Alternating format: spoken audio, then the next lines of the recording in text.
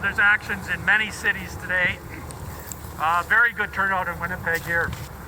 Joined in this action to show our opposition to the Canadian government's intended purchase of U fighter jets from the United States.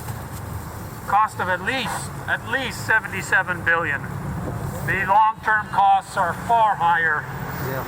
And of course, these expenditures come at a time when ordinary Canadians are facing inflation. Ordinary Canadians are facing rising house costs.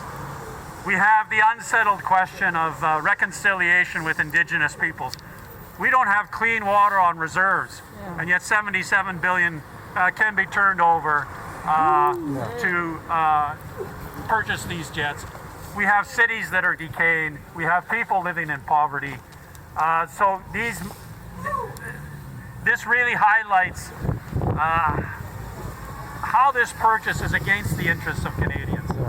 Not to mention that these fighter jets, they are offensive capability only. And that, of course, plays into Canada's increasingly militaristic positions in the world, which again do not serve the interests of Canadians.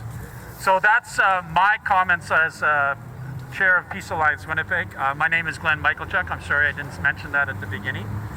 And we've often heard from many people. So we have someone here who's come, describes himself just as an ordinary citizen. I think it would be good just to hear what someone has to say from their personal perspective about the purchase of these fighter jets.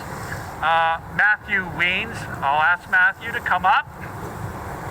And Matthew will just give his thoughts. Just press the trigger and talk directly. I can hold your glove. Matt, put your glove on or you're going to freeze your fingers. Well, I'm grateful to Glenn and the organizations and the people who are raising their voices against such a purchase that makes no sense to me. It seems like madness. I'm Matthew Wiens is my name. I'm just a concerned citizen. I've got 4 young children, and I'm so grateful every night when I have the privilege to tuck them into a safe, warm bed. And I wish that was true for every child in Canada.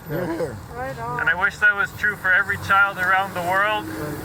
And I wish Canada was doing more to make that a reality here at home and everywhere, instead of contributing to the suffering, to the violence that's going on in so many places. Right on. That's about all I...